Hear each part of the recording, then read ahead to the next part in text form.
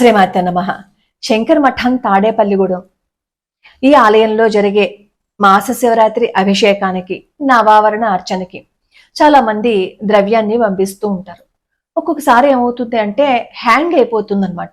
అమ్మా, మేము ద్రవ్యాన్ని సమర్పణ చేసుకోలేకపోతున్నామమ్మా, హ్యాంగ్ అయిపోతుందని నాకు కామెంట్లో పెడుతూ ఉంటారు. సరే, ఈ సమస్యని పరిష్కరించాలని అనుకున్నారు రామన్ గారు. ఒక యాప్ ఉంటే బాగుంటుంది అని అనుకుని ఆ యాప్ కోసం ప్రయత్నించగా దానికి ఎక్కువ మొత్తంలో ఖరీదు అవుతుంది అని చెప్పి తెలుసుకున్నారు. అప్పుడు మా అమ్మ ఏం చేసిందంటే, అమ్మ మనమే ఎందుకు ప్రయత్నించకూడదు, మనం సమర్పణ చేసుకుందామమ్మా, మనం ప్రయత్నిద్దామమ్మా అని మా అమ్మాయి నాతో చెప్పింది. అలా ఒక 4-5 నెలలు ఆ అమ్మాయి ప్రయత్నించి ఒక యాప్ని సిద్ధం చేసింది. దాని పేరే వైశాఖి అనమాట. ఈ వైశాఖి యాప్ని మీరు ఒకసారి డౌన్లోడ్ చేసుకుంటే మీ పేరు, గోత్రనామాలు అన్నీ ఒకసారి నమోదు చేసుకుని ద్రవ్య సమర్పణ చేసుకుంటే ఇంకా ప్రతి నెల మీ వివరాలు అన్నీ నమోదు చేసుకోకర్లేదు. మీరు ద్రవ్యాన్ని ఒకటి సమర్పణ చేసుకుంటే సరిపోతుంది. అయితే మీరు ఈ యాప్లో 216 రూపాయలు ద్రవ్యాన్ని సమర్పణ చేశాక మీకు రిషీట్ వచ్చేస్తుంది. రిషీట్ వచ్చేసిన తర్వాత నెలకి ఇప్పుడు మాస శివరాత్రి రోజు అంటే ముందు రోజు ఏం చేస్తారంటే మీరు పంపించిన ఆ పేర్లు ఇవన్నీ కూడా వాళ్ళు డౌన్లోడ్ చేసుకుంటారనమాట. డౌన్లోడ్ చేసుకుని అప్పుడు అక్కడ గోత్రనామాలు అందరివి చదివి అభిషేకము, అర్చన అవన్నీ చేస్తూ ఉంటారు. కాబట్టి వైశాఖి యాప్ని డౌన్లోడ్ చేసుకోండి. దానికి సంబంధించిన వీడియోనే నేను పెడుతున్నాను. అసలు ఎలా డౌన్లోడ్ చేసుకోవాలి, ఎలా సమర్పణ చేయాలి, ఇవన్నీ ఈ వీడియోలో చెప్పాను. పూర్తిగా చూసి మీ ఆశీస్సులు అందించటం మాత్రం మర్చిపోకండి.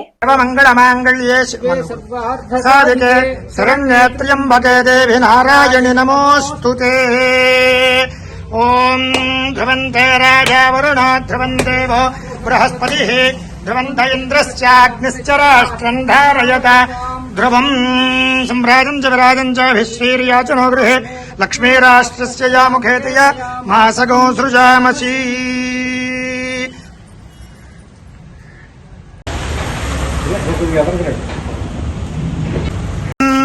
ఆవహంతే వితన్వానా కుర్వాణా చీరమాత్మనః వాసాగోసమమగావశ్చ అన్నపానే చ సర్వదా తతో మే శ్రియమావః లోమసాం పశుభిः సహ స్వాహా. లోకశంకరం సదాశివసమారంభాం వ్యాసశంకరమధ్యమాం అస్మదాచార్యపర్యంతాం వందే గురుపరంపరాం. నమః శివాభ్యాం నవయౌవనాభ్యాం పరస్పరాశ్లిష్టవపుర్ధరాభ్యాం నగేంద్రకన్యా వృషకేతనాభ్యాం నమో నమః శంకర పార్వతీభ్యాం. సర్వమంగళమాంగళ్యే శివే సర్వార్థసాధికే శరణ్యే త్ర్యంబకే దేవి నారాయణి నమోస్తుతే. ఆపదామపహర్తారం దాతారం సర్వసంపదాం లోకాభిరామం శ్రీరామం భూయో భూయో నమామ్యహం.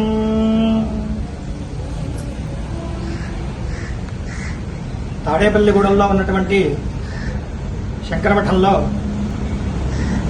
అనేకమైనటువంటి ధార్మిక, ఆధ్యాత్మిక కార్యక్రమాలు ఇక్కడ మనం నిర్వహించుకుంటూ ఉన్నాము. దానిలో భాగంగా అనేకమైనటువంటి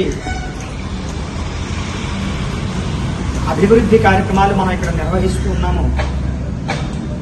మొదటగా ప్రారంభించిన సమయంలో చిన్నగా ఉన్నటువంటి శంకరమఠం ఇంతింతై వటుడింతయై మరియు తానింతై అని భాగవతంలో చెప్పుకున్నట్టు అమ్మవారి యొక్క శంకరాచార్య స్వామి వారు, చంద్రమౌళీశ్వర స్వామి, సర్వమంగళ అమ్మవారి యొక్క విశేషమైనటువంటి అనుగ్రహంతో ఇవాళ ఈ దేవాలయం చాలామందికి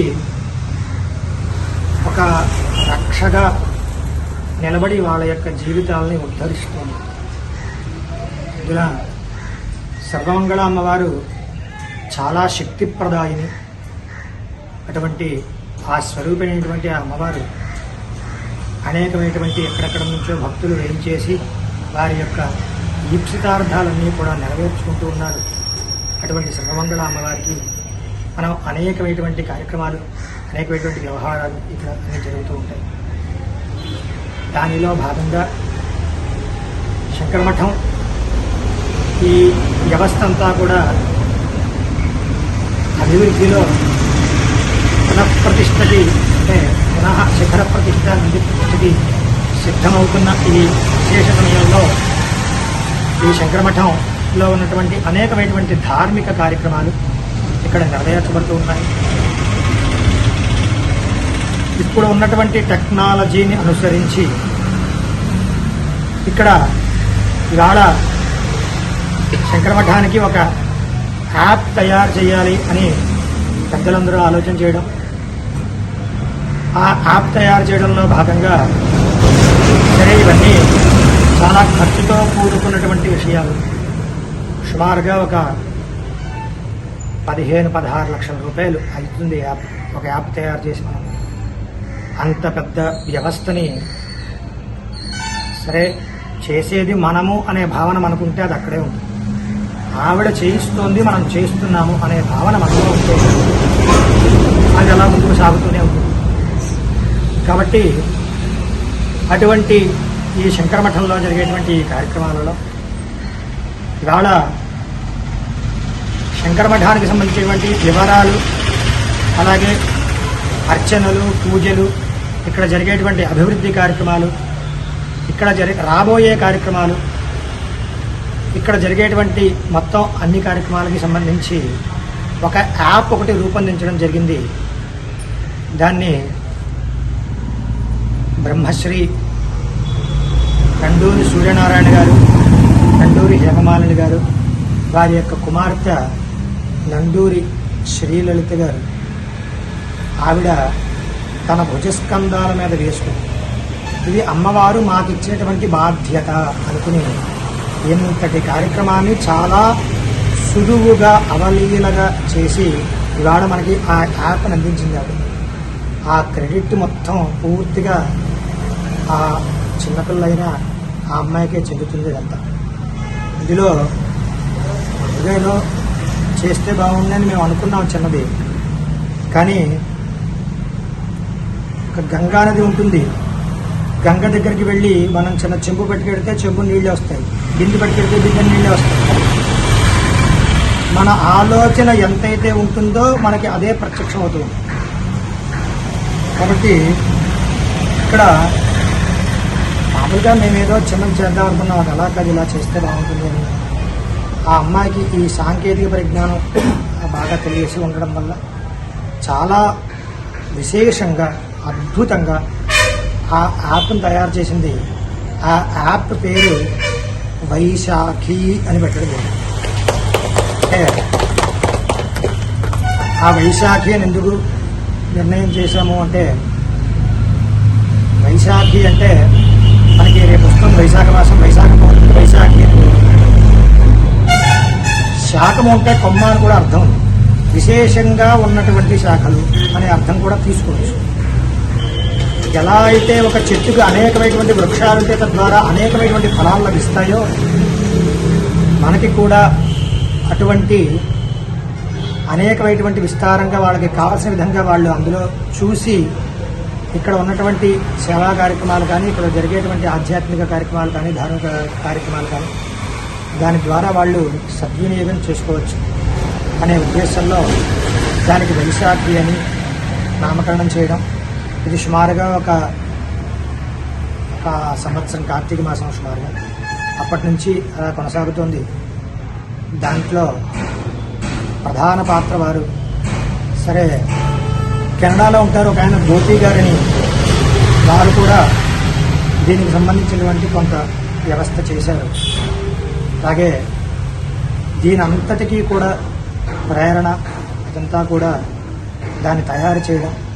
దాంట్లో ఏవో సాంకేతిక భాష నాకు పెద్దగా అవగాహన లేదు, ఏవో బగ్స్ బాగా ఉంటాయి కదా, అలాంటివన్నీ కూడా ఆవిడ మరి ఏం చేశారో ఇప్పుడు చేశారో మనకు తెలియదు.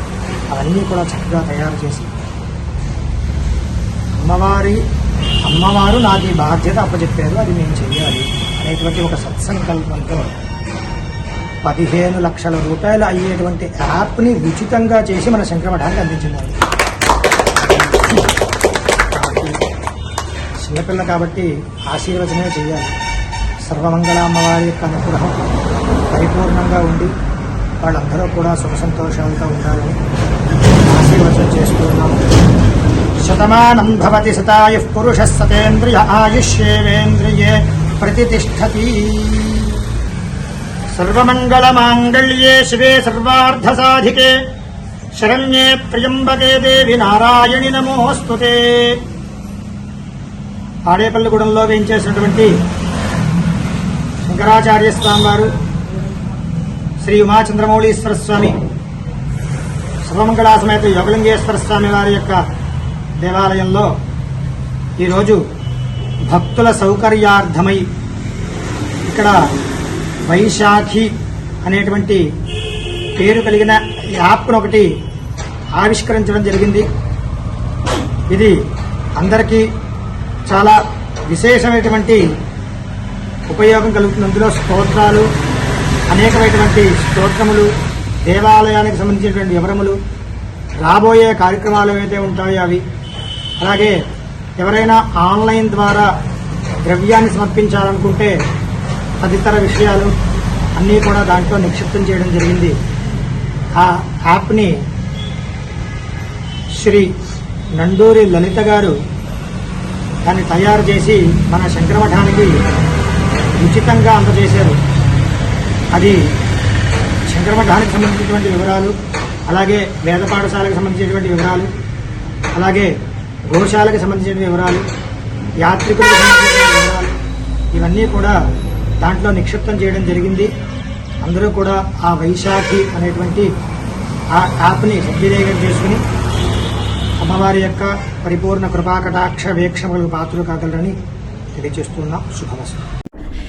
వైశాఖి యాప్ ఇన్స్టాల్ చేసుకోవాలనుకునే వాళ్ళు గూగుల్ ప్లేలో వైశాఖి అని టైప్ చేయండి. ఇది ఆండ్రాయిడ్ యూజర్స్కి మాత్రమే యాప్ అనమాట. ఐఓఎస్ వాళ్ళకి, అంటే ఐఫోన్ వాడే వాళ్ళకి ఇంకా ఈ యాప్ లేదు. ఈ యాప్ ఓపెన్ చేసి ఇన్స్టాల్ చేసిన తర్వాత మనకి ఇష్టమైన భాష ఎంచుకోమని చెప్తుంది. ఇంగ్లీష్, తెలుగులో ఏదైనా ఎంచుకోవచ్చు. అలాగే ఈ యాప్లో రిజిస్టర్ అవ్వాలి అనుకుంటే గూగుల్తో కానీ మామూలు ఈమెయిల్ పాస్వర్డ్ ఇచ్చి కానీ రిజిస్టర్ అవ్వచ్చు. ఈమెయిల్ పాస్వర్డ్ ఇస్తే మీకు వెరిఫికేషన్ ఈమెయిల్ మీ ఈమెయిల్కి వెళ్తుంది.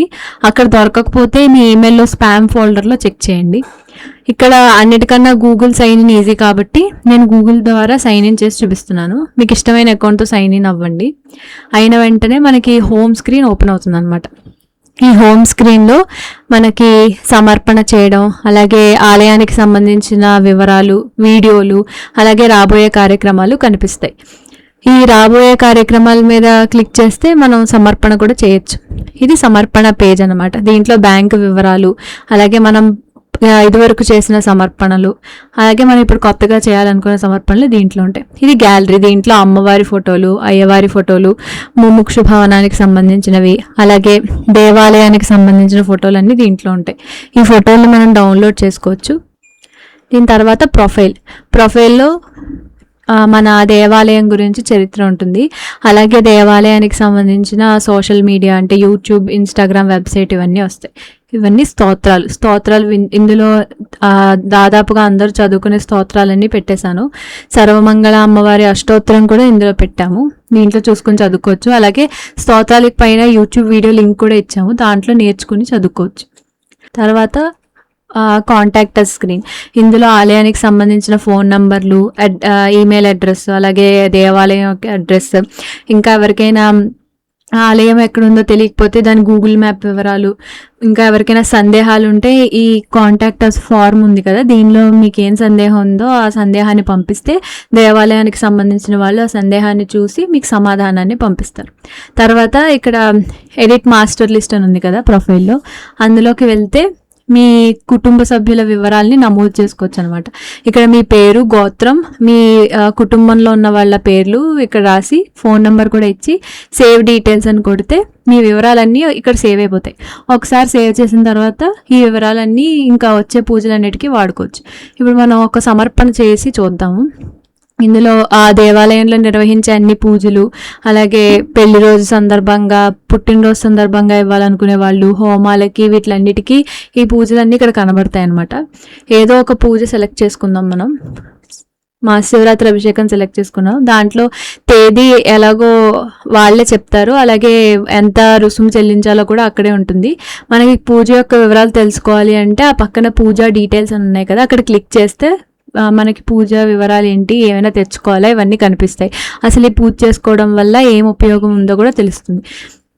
ఇక్కడ యూజ్ సేవ్ డీటెయిల్స్ అనే బటన్ ఉంది కదా, అది ఆన్ చేస్తే మీరు ఇందాక ఏవైతే సేవ్ చేసుకున్నారో అవి ఇక్కడ వస్తాయి అన్నమాట.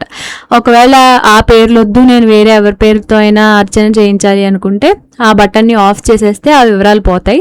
మీకు కావాల్సిన వాళ్ళ పేర్లు అక్కడ ఇచ్చి మీరు నమోదు చేసుకోవచ్చు. ఈ వివరాలన్నీ ఇచ్చిన తర్వాత ప్రొసీడ్ టు పేమెంట్ అని కొడితే ఒకసారి మీరు ఏం సెలెక్ట్ చేసుకున్నారో ఆ వివరాలు వస్తాయి. ఇప్పుడు మనం పే నౌ అని కొట్టాలి. ఈ యాప్ని మొదటిసారిగా వాడే వాళ్ళకి ఒక నోటిఫికేషన్ వస్తుంది అనమాట, అంటే గూగుల్ సెక్యూరిటీ వెరిఫికేషన్ అని. అది వచ్చినప్పుడు హైడ్ నోటిఫికేషన్ ఫర్ ఎవర్ అని కొట్టేయచ్చు. అప్పుడు అంటే యాప్ సెక్యూర్డ్గా ఉందా లేదా అని చెక్ చేయడానికి అనమాట. ప్లే స్టోర్ వాళ్ళు చేస్తారు. ఇదంతా అయిపోయిన తర్వాత మనల్ని రాజర్ పే స్క్రీన్కి తీసుకువెళ్తుంది. అక్కడ మీకు నచ్చిన యూపీఐ ఐడి లేదంటే కార్డ్స్ మీకు నచ్చినవి తీసుకుని సమర్పణ అయిపోయాక మీకు ఆన్లైన్ రసీదు వస్తుంది. అందులో మీ పేరు, గోత్రం, పూజ ఎప్పుడు చేయించుకోవాలనుకుంటున్నారు వివరాలన్నీ వస్తాయి. ఆ రసీదు కావాలంటే డౌన్లోడ్ చేసుకోవచ్చు, లేదా షేర్ కూడా చేయొచ్చు. ఈ రసీదు మీరు వాట్సాప్లో పెట్టక్కర్లేదు. ఇక్కడ సమర్పణ చేసేసిన తర్వాత ఈ వివరాలన్నీ ఆ దేవాలయానికి సంబంధించిన వాళ్ళ దగ్గరికి వెళ్ళిపోతాయి అనమాట, వాళ్ళ దగ్గర నమోదైపోతాయి. కాబట్టి వాళ్ళు ఈ వివరాలన్నీ చూసుకుని వాళ్ళే ఏ తారీఖు ఎవరు నమోదు చేసుకున్నారు ఇవన్నీ కూడా వాళ్ళు చూసుకుంటారు. అలాగే మీరు పాత సమర్పణలు ఏమైనా ఉన్నాయో చూసుకోవాలి అనుకుంటే సమర్పణ స్క్రీన్లోకి వెళ్ళి వ్యూ పాస్ట్ సమర్పణస్ అని క్లిక్ చేస్తే మీ పాత సమర్పణలన్నీ దాంట్లో కనిపిస్తాయి. కొంతమంది సమర్పణ చేసిన తర్వాత అడిగారు, మేము చేసిన తర్వాత రసీదు వచ్చింది, దీన్ని వాట్సాప్లో పెట్టాలా, మీరు వివరాలు తీసుకున్నారా లేదా మాకు ఎలా తెలుస్తుంది అని. దేవాలయానికి సంబంధించిన వాళ్ళకి ఈ వివరాలన్నీ వెళ్ళిపోతాయి. ఇక్కడ నేను మీకు చూపిస్తున్న విధంగా వాళ్ళకి ఒక పీడిఎఫ్ ఉంటుందన్నమాట, ఏ పూజకి ఎవరెవరు నమోదు చేసుకున్నారు అని. ఆ పూజలో పేరు, గోత్రనామాలు, కుటుంబ సభ్యుల పేర్లు అవన్నీ వాళ్ళ దగ్గర ఉంటాయి. ఏ పూజకి ఆ పూజకి డౌన్లోడ్ చేసుకుని వాళ్ళన్ని గోత్రనామాలతో అర్చన చేస్తారు.